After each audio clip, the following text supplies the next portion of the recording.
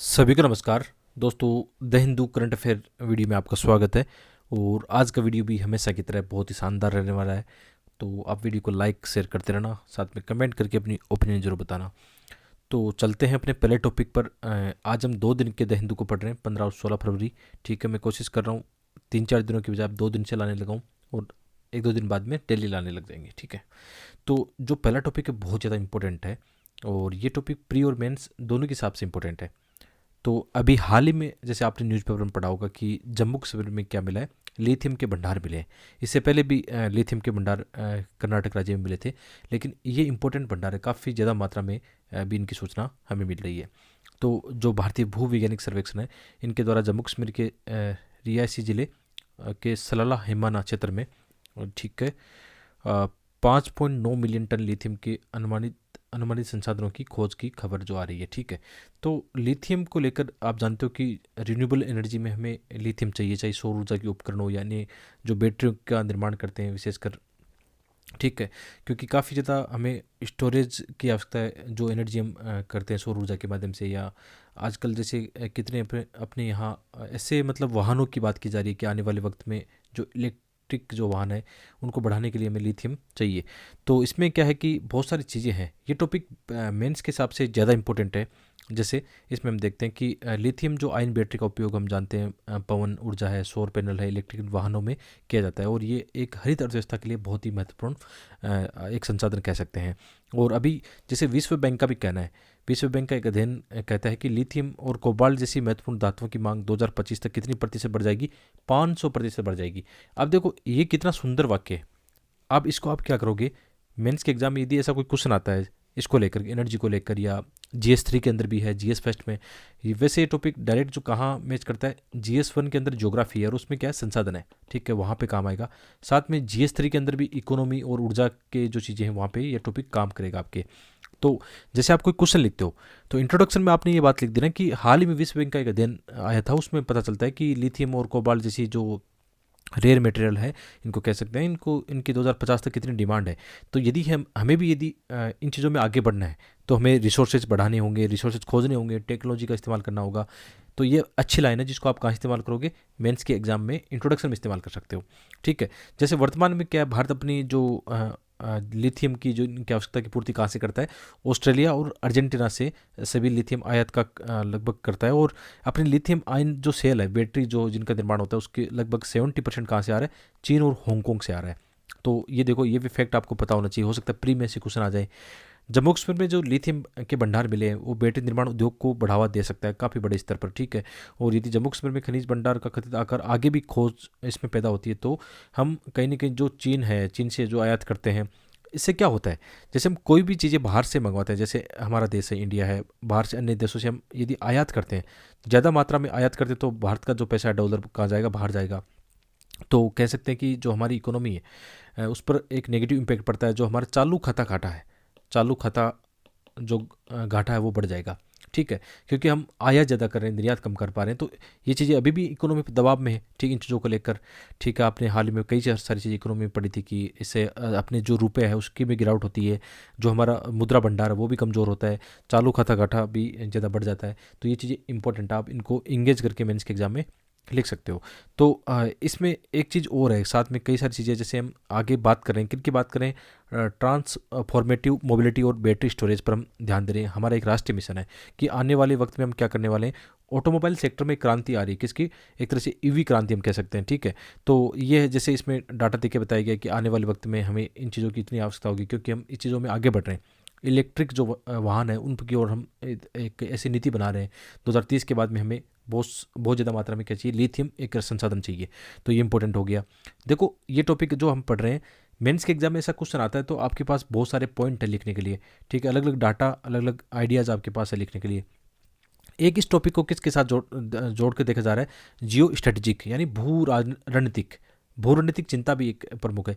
जैसे हम क्या करें, अपनी बहुत सारी चीज़ें कहाँ से, जैसे ऊर्जा के मामले में हम कह सकते हैं कि लिथियम और अन्य जो धातुएं हैं, साथ में उनके जो काम आने वाली चीज़ें हैं, कहाँ से मंगवा रहे हैं हम, चीन पर हमारी निर्भरता बहुत ज़्यादा है। अब देखो, चीन एक तरह से कई बार हमारी सीमाओं का अतिक्रमण करता है, या हो सकता है चीन हमारा दुश्मन बन जाए। तो यदि इन चीज़ों की आपूर्ति क्या होगी, फिर बाधा हो जाएगी, तो हमारी बहुत सारी चीज़ें इससे प्रभावित होगी। तो इसमें यह होता है कि क्यों ना हम आत्मनिर्भर बन जाए, या फिर चीन के बजाय अन्य देशों के हमें विकल्प तलाश कर लेने चाहिए। एक समय आपने देखा होगा कि 1990 के दशक में आपने ये देखा कि जो खाड़ी वार चल रहे थे उस समय, तो हमारी जो विदेश नीति थी कहाँ पे ज़्यादा झुकी हुई थी। हाँ, जैसे क्योंकि हमें ऊर्जा की आवश्यकता थी, तो उस समय जैसे खाड़ी देश क्या कर रहे थे, तेल कूटनीति अपना रहे थे। तो जब भी भारत की विदेश नीति में आपने ऐसी चीज़ें पढ़ी होगी कि उस समय हमारा झुकाव जो मिडिल ईस्ट कंट्री है जहाँ से हम तेल मंगवाते हैं, ठीक है, उनके प्रति हमारी विदेश नीति का एक स्वाभाविक झुकाव होता था, क्योंकि हमारी ऊर्जा की ज़रूरतें वहाँ से होती थी। आप जानते हो कि अंतर्राष्ट्रीय संबंधों में जो हमारी विदेश नीति चलती है, विदेश संबंध चलते हैं, वो हमेशा हमारे राष्ट्रीय हितों के हिसाब से चलते हैं। तो अभी जैसे हमारी विदेश नीति में भी ये देखा जा रहा था कि हमें लिथियम का क्या करना है, विकल्प तलाशने हैं, चीन के बजाय अन्य देशों में देखना है। तो इसकी बात इसमें भी की गई है कि जो दक्षिण अमेरिका में जो लिथियम ट्राइंगल है, अर्जेंटीना, बोलिविया, चिली, ठीक है, तो वहाँ से हम अभी ये पॉलिसी बना रहे हैं। तो हमारी विदेश नीति का झुकाव अभी इन देशों के प्रति होगा ऊर्जा को लेकर, ठीक है, अलग अलग हमें विकल्प तलाशने होंगे, ठीक है, इस बात को समझ लेना। तो ऐसे ये कितना अच्छा पॉइंट है, ये होते हैं कीवर्ड, ये आपकी बहुत अच्छे कीवर्ड होते हैं जो आपको मेंस में की एग्जाम में मार्क्स दिलाते हैं। तो ये कीवर्ड आपने देख लिया कि इसका एक क्या है, भू रणनीति का एक महत्व है इस चीज़ का, ठीक है। और इसमें डाटा भी दिए कि चीन वर्तमान में वैश्विक लिथियम आयन बैटरी निर्माण में क्षमता का लगभग 77% नियंत्रित करता है। देखो यार, पूरे मतलब बहुत सारे देश चीन पर इस मामले में डिपेंड है, ठीक है। तो इसमें यूरोपीय संघ है, अमेरिका, कनाडा, भारत, अन्य जो अर्थव्यवस्था है वो कहीं ना कहीं वैकल्पिक आपूर्ति का लाभ लेना चाहती है, नए नए विकल्प तलाश रहे हैं। तो यहाँ पे ये लिथियम एक इम्पोर्टेंट हो जाता है, ठीक है। तो इस क्षेत्र में चीन के भूराजनीतिक प्रभुत्व को चुनौती दी जा सकती है यदि ऐसे विकल्प आते हैं। और चीन के साथ बढ़ती भूराजनीतिक प्रतिद्वंदिता के कारण भारत की सुरक्षा चिंताओं को और भी ज़्यादा मतलब गहरा बना देती है। तो ये चीज़ें भी हमारी इंपॉर्टेंट है। और तो हम क्या कर रहे हैं अभी, जैसे हमारा एक मिशन भी है जो रेयर मेटल, ठीक है, रेयर अर्थ मटेरियल जो है उनकी खोज के लिए हमने एक मिशन भी चलाया है, ठीक है। कई बार इसके बारे में करंट अफेयर में आप पढ़ते हो, रेयर अर्थ मिशन जो है, ठीक है। तो चीन पर निर्भरता कम करने के लिए भारत सरकार और उद्योगों के माध्यम से देश में महत्वपूर्ण खनिज भंडार का दोहन करने के लिए दुर्लभ पृथ्वी मिशन पर जोर दिया जा रहा है। तो इसी दृष्टिकोण से अभी लिथियम की खोज की जा रही है, ये इंपॉर्टेंट है। इसके अलावा साथ में ये भी चीज़ें हैं कि चलो ये तो हम बात करें कि लिथियम का अच्छे भंडार मिले, इसके इन्वायरमेंट पर क्या इम्पैक्ट हो सकते हैं। कभी कभी क्वेश्चन ऐसा आ सकता है, मतलब याद रखना, क्वेश्चन के कई आयाम होते हैं। जैसे ना केवल कई बार ऐसा आ सकता है कि जो रिन्यूएबल एनर्जी की हम बात करते हैं तो इसके इन्वायरमेंट, इसका कॉस्ट क्या है, इसका इन्वायरमेंट इफेक्ट क्या है, तो घुमा के क्वेश्चन मेंस पे पूछेगा, तो उसके भी आइडियाज़ आपके पास होनी चाहिए। जैसे अब हम लिथियम निकाल लेंगे, वहाँ से निकालेंगे, तो उससे उसकी वजह से क्या होगा, जो वहाँ की जैव विविधता है, वहाँ का जो आसपास का इन्वायरमेंट है, जो भूमिगत जल है, आसपास के लोग हैं, उस पर क्या नेगेटिव इम्पैक्ट पड़ेगा, तो ये भी हमें देखना पड़ेगा। आपने इन्वायरमेंट में कई बार एक वर्ड सुना होगा, इन्वायरमेंट इम्पैक्ट जो असेसमेंट होता है, ठीक है, पहले से हमें इन चीज़ों का आंकलन करना पड़ेगा। तो ये भी बहुत ज़रूरी है। तो वहाँ पे ऐसा अनुमान लगाया जा रहा है कि इनसे क्या होगा, कहीं ना कहीं इससे मतलब जो कार्बन डाइऑक्साइड है या जो भूमि के जल है उसको भी थोड़ा सा नुकसान हो सकता है। यहाँ पे इनको खनन करने के लिए हो सकता है ज़्यादा मात्रा में क्या हो, एक तरह से हम कह सकते हैं कि वहाँ पे अन्य संसाधनों को भी खर्च करना पड़े, जैसे जल संसाधन है या जीवाश्म ईंधन है, ठीक है, इनकी वजह से कहीं ना कहीं नुकसान हो सकता है। इसके बारे में एक बात की गई है। इसमें साथ में जैसे खनन करते हैं तो वहाँ पे खुले में खड्डे हैं, शोधन है, अपशिष्ट निपटान की प्रक्रिया है, उसके कारण इन्वायरमेंट पे इम्पेक्ट हो सकता है। तो कई सारी चीज़ें इसमें वायु प्रदूषण को लेकर चर्चा की गई है, ये आप बता सकते हो।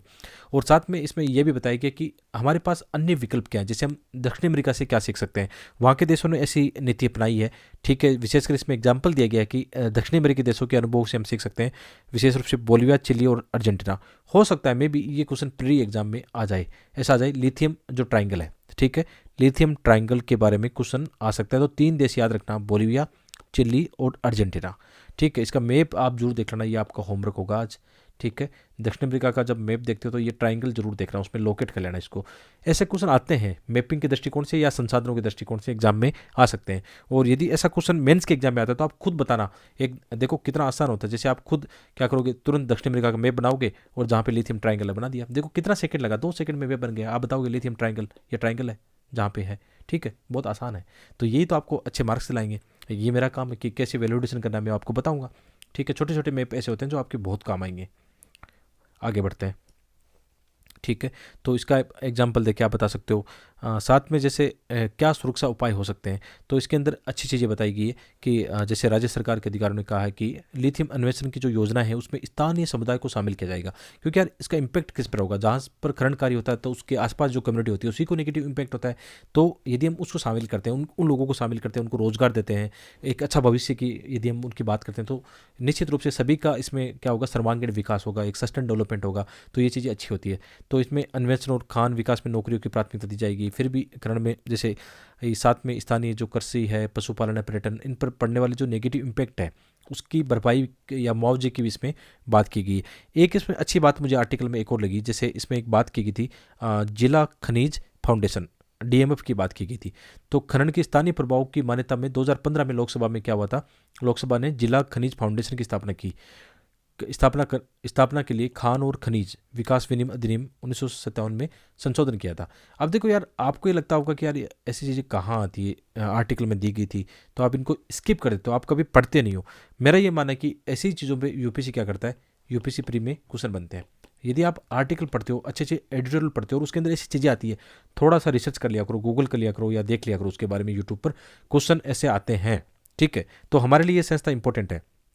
कौन सी, डीएमएफ, डिस्ट्रिक्ट जो मिनरल फाउंडेशन है, ये बहुत इंपॉर्टेंट है। इसके बारे में जानकारी और भी होनी चाहिए, जैसे डीएमएफ खनन से संबंधित कार्यों से प्रभावित प्रत्येक भारतीय जिले के लिए क्या है, एक गैर लाभकारी वैधानिक ट्रस्ट है। बहुत इंपॉर्टेंट है, देखो ये वर्ड इंपॉर्टेंट होते हैं। प्रत्येक भारतीय जिले के लिए गैर लाभकारी वैधानिक ट्रस्ट, ठीक है, जिससे खनन से संबंधित कार्यों से प्रभावित क्षेत्रों और लोगों के हित व लाभ के लिए काम करना चाहिए। मतलब इसका मुख्य उद्देश्य ये होता है कि कहीं भी कोई मतलब खनन कार्य होता है, उसके आसपास जो कम्युनिटी है उस पर क्या नेगेटिव इम्पैक्ट हो रहा है, तो कैसे उसकी भरपाई करेंगे, कैसे उनके हित में काम करेंगे, उनके लोगों को कैसे हम जो भी मुद्दे आते हैं उनको सोल्व कर पाएंगे।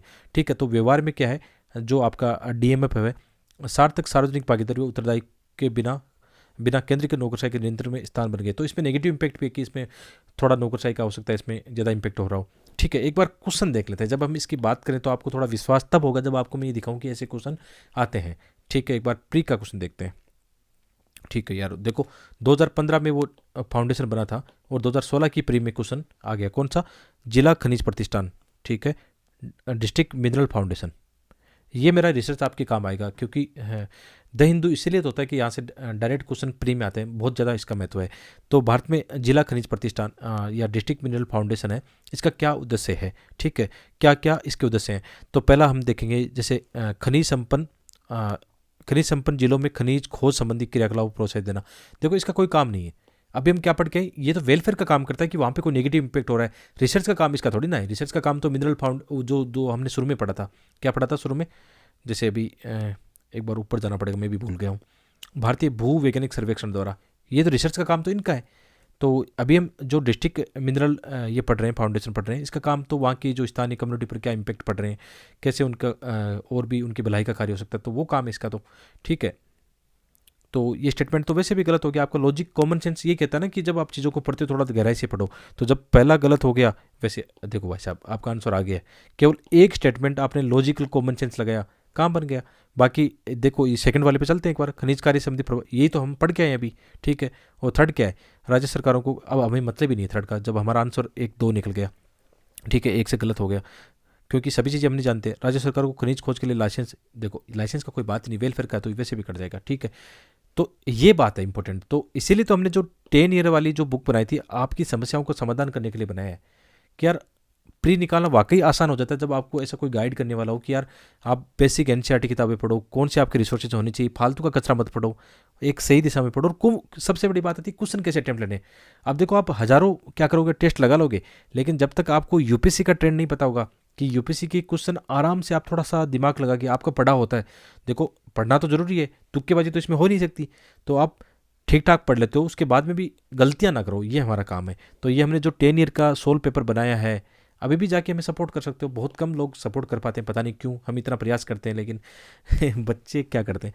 ठीक है, हो सकता है उनको विश्वास नहीं हो इस बात पर कि हमने जो बनाया वो अच्छा है या नहीं होना, क्योंकि बड़ी बड़ी कोचिंग जो निकालते हैं उनका अच्छा होता है उनकी नज़र में, जबकि मैं दावे के साथ कह सकता हूँ कि इससे बेस्ट कोई बना ही नहीं सकता, क्योंकि हम उन चीज़ों के जानते हैं जो हम फेस करके हैं, जो हमारी गलतियाँ हुई, जो हमारी सफलताएँ थी, उनका अनुभव इसमें आपको मिलेगा। तो इसका लिंक वीडियो के डिस्क्रिप्शन में आप देख सकते हो। आगे बढ़ते हैं। ठीक है, सेकंड टॉपिक, अच्छा सॉरी, उससे पहले मेंस के हम बोल गए कि मेंस में कैसे क्वेश्चन आते हैं, एक बार आपको बता देता हूँ। ठीक है, मेंस में 2022 की एग्जाम में ऐसे क्वेश्चन आए हैं। जैसे दक्कन ट्रैप की बात है, तो दक्कन ट्रैप में प्राकृतिक संसाधनों की क्या संभावना है। जैसे भारत है, भारत का ये दक्कन ट्रैप है, यहाँ पे क्या क्या संभावना है। ठीक है, जिसमें काली मिट्टी से लेकर आप कई सारी चीज़ों का यहाँ पे बता सकते हो। इसके अलावा भारत में पवन ऊर्जा की संभावना का परीक्षण करना है और उनके सीमित क्षेत्रीय विस्तार के कारणों का बताना है। देखो ये क्वेश्चन कौन से संसाधन वाले हैं, जीएस पेस्ट में, तो लिथियम क्या है, लिथियम भी तो एक प्राकृतिक संसाधन है ना, और एक बड़ा संसाधन बन सकता है हमारी एनर्जी को लेकर। तो क्वेश्चन ऐसा आ सकता है कि भारत में लिथियम की संभावना का परीक्षण कीजिए, अगली बार आ जाएगा। और इसमें आ जाएगा कैसे ये भारत के सामाजिक आर्थिक विकास में कितना योगदान दे सकता है, भूरणैतिक दृष्टिकोण से कितना लाभदायक साबित हो सकता है। ऐसे करके कुछ भी क्वेश्चन फ्रेम हो जाएगा। ये टॉपिक आप पढ़ चुके हो, आर्टिकल पढ़ चुके हो, अच्छे मैप डायग्राम चिपका के आना एग्जाम में, अच्छे नंबर पाओगे। ठीक है, सेकंड टॉपिक पर आते हैं। ये टॉपिक बहुत अच्छा है, अच्छा लगा, क्योंकि ये टॉपिक आपके कहाँ काम आएगा, आपके एसे राइटिंग में काम आएगा, एथिक्स में काम आएगा, और आपके GS2 के अंदर सोशल दृष्टि से वहाँ काम आएगा। तो इसमें बताया गया है कि जैसे आजकल क्या है, हम बात करें टेक्नोलॉजी की, तो हमारा डिजिटल इकोसिस्टम ऐसा होना चाहिए कि ऐसे बहुत सारे लोग आप जानते हो, पर्सन विद डिसेबिलिटीज़ है ना, दिव्यांग जिनको हम बोलते हैं, तो इनका भी हमें ख्याल रखना होगा। जैसे इसमें बताया गया, डाटा देखिए, इसमें अच्छे चीज़ें बताई गई कि भारत की कुल आबादी का 2.21% मतलब कौन है, पर्सन विथ डिसेबिलिटीज लोग हैं। तो इनका भी हमें ख्याल रखना होगा। विश्व स्वास्थ्य संगठन के अनुसार वैश्विक जनसंख्या कितना है, लगभग 16% है। और इसका आपसे देखें तो हमारे देश की 192 मिलियन जो आबादी है वो पर्सन विथ डिसेबिलिटीज़ है। तो इनका हर एक दृष्टिकोण से हमें देखना होगा। चाहे जैसे हम इंफ्रास्ट्रक्चर बना रहे हैं, जैसे आपने कई जगह देखा होगा आजकल, चलो गवर्नमेंट जो बिल्डिंग्स हैं उनमें तो ऐसा हुआ कि उनके लिए जैसे वहाँ पे जिनको हम बोलते हैं कि आसानी से उनका इंफ्रास्ट्रक्चर इस हिसाब से बनाएंगे कि आराम से जो दिव्यांग विद्यार्थी है या दिव्यांग जो लोग हैं वो भी जा सकते हैं। ठीक है, इंफ्रास्ट्रक्चर ऐसे है कि आसानी से एक्सेस कर सकते हैं चीज़ों को। लेकिन जैसे टेक्नोलॉजी की बात करें, जो ऐसे बहुत सारे लोग हैं जिनको सुनाई नहीं देता या मतलब जिनको दिखाई नहीं देता, तो इनको भी हमें क्या करना होगा, जो नए ऐप बन रहे हैं, डिजिटल क्रांति, उनके साथ हमें जोड़ना पड़ेगा। ऐसे बहुत सारे टूल आज AI, आर्टिफिशियल इंटेलिजेंस के माध्यम से जोड़ा जा सकता है। तो ये जो डाटा है ना, ये आप कहाँ इस्तेमाल करोगे, जहाँ पे भी आपको लगता है ऐसा क्वेश्चन आया है, बहुत इंपॉर्टेंट है, डाटा विद फैक्ट बताओगे तो आपका आंसर और उसे अलग नजर आएगा। तो ये डाटा अलग अपनी एक डायरी बना लो, डाटा उसमें फिट कर लो, क्योंकि डेली क्या आ रहा है, डेली ऐसी चीज़ें आ रही है।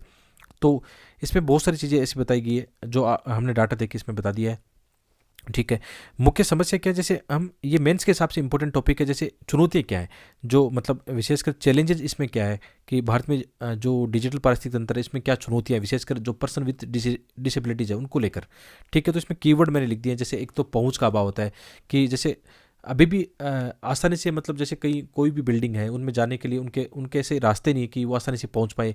हो सकता है मतलब उनके कई सारी बाधाएं उनको आती हो, या टेक्नोलॉजी के मामले करें तो वहाँ पे भी कई सारी बाधाएं आती है। ठीक है, तो इसके अलावा सीमित अभी उपलब्धता है, जो भी हम चीज़ों की बात करते हैं उनका आसान पहुँच उनके लिए नहीं है।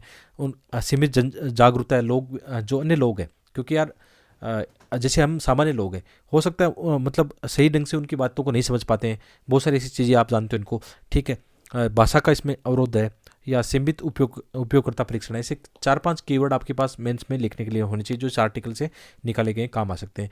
साथ में जब ऐसे क्वेश्चन आते हैं तो उसमें आपके पास सॉल्यूशन भी होना चाहिए। जैसे अच्छे कीवर्ड होने चाहिए कि मतलब दिव्यांगों के अनुकूल भौतिक और डिजिटल बुनियादी ढांचा तैयार होना चाहिए। ऐसे ऐप्स का निर्माण होना चाहिए जो दिव्यांगों के अनुकूल हो।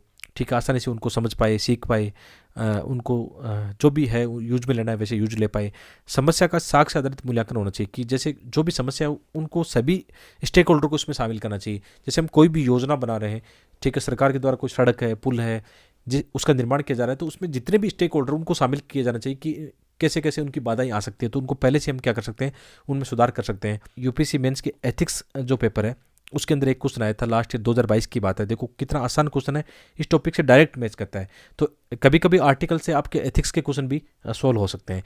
तो इसमें दिया गया कि ऑनलाइन पत्ती काम क्या करें आजकल दिन प्रतिदिन प्रशासन की बैठकों में, या मतलब हम देख रहे हैं। तो इसमें कुल मिला के ये दिया हुआ था कि इसमें इस टेक्नोलॉजी के ज़माने में विशेषतः समाज के जो कमज़ोर समुदाय है उनके लिए ऑनलाइन पत्ती के उपयोग में शामिल नैतिक मामलों का वर्णन कीजिए।